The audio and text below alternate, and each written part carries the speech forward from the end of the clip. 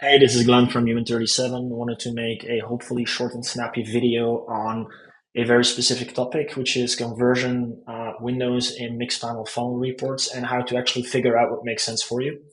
It's a question we get a lot, especially from users coming over from older tools like Universal Analytics or even GA4, where the conversion window itself is determined in most cases, if I'm not mistaken at least, for you, and you actually have little to no flexibility.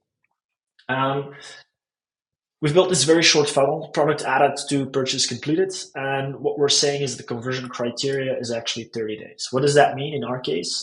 It means that we allow users to complete the first step of the funnel and the last step of the funnel within 30 days. The counter starts as soon as a user enters the funnel, basically, and stops when the user completes the purchase. Very simple. Now, what you can see here is that I have a conversion rate of 39.77%.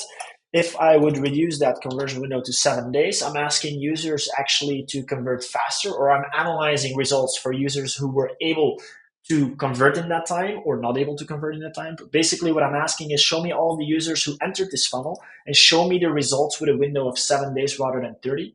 And what you see is you're seeing a massive decrease in overall conversion rate, which makes sense, right? Because we're allowing users less time for this funnel to be completed. Now that you understand how the conversion window also impacts your conversion rate, I can understand that for a lot of people it's daunting in order to start defining or determining what that total amount of time would be, right? Um, this is a dummy data set in the sample project from Mixpanel. I don't necessarily know what's in here. I assume most data is actually also a bit funky because it will be auto-generated, right? Um, but it's an e-commerce, so what I'll do is, in order to figure this out, I'm going to run two specific reports, or at least a tweak and a specific report, in order to figure out, like, hey, what could be a good value for us? I'm taking here 30 days because, well, I'm extending my window as much as I think makes sense. 30 days, right? We have about 40% of conversions here. But what I actually want to understand is what is the average time.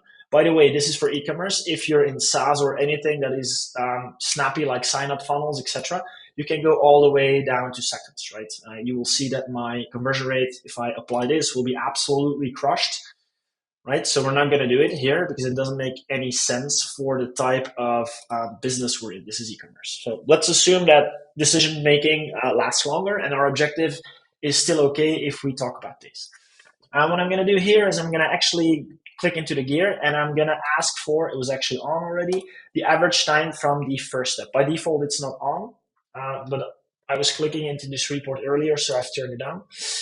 So this is the average time from the very first step. And what you see here is that at the bottom, you see this little clock appear and disappear, right? And what we get now is the average time from the first step.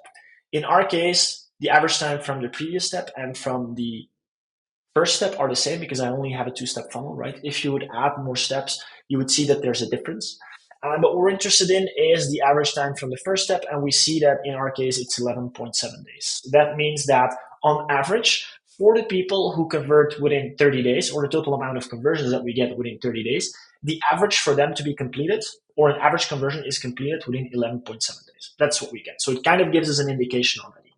What we want to do next is we want to drill down a bit further. So what we're going to do is we're going to ask for the total conversions. This, by the way, will only work if you do total conversions. We're going to ask for the breakdown computed by time to convert.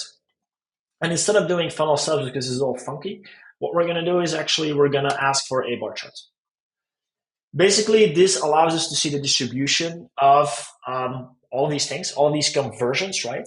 And then bucket them per X amount of days. So what we see is, and it's actually a bit funky organized. So what I'm going to do is, yes, this is better. We're now asking for a distribution of how many conversions happened between 0 and 2 days. How many conversions happened between 2 and 4 days? How many conversions took between 4 and 6 days? All the way up until, because some of them are not shown, right? I'm going to enable them. All the way up until 30 days, because that's still our conversion window, right? So here we see, for instance, that 23.18% happens in the first 2 days. What we're going to do now is I'm going to try to figure out, is there actually another way that we can visualize it? And we can, if we say customize the buckets. And what we're actually going to do is I'm going to say, instead of the size of 10 days, I'm going to say, give me a size of 15 days. This was not applied. Now it's applied. And it will simply say like, hey, show me this 30-day window split by 15-day buckets. So now what I get is 0 to 15 days, which accounts for 62.73% of all conversions. And then between 15 and 30 days, I get 37.27%, which is basically the rest. Now, these reports allow us to figure out or at least drill down into what makes sense for our business. So now I know that on average, let's say, if I would tune this down to 15 days as a conversion window, normally we should account for 62% of all of the conversions on average. It also allows me to talk to my product team and actually say like, hey, did you know, by the way, or marketing teams, by the way, did you know that it takes around X amount of days in order for a funnel to be completed? And it could be a target for your product team in order to make sharper funnels, easier checkouts, etc., and actually drill down that time to convert to something that is a bit sharper and that allows you to get quicker conversions. Hope this was useful. That's it.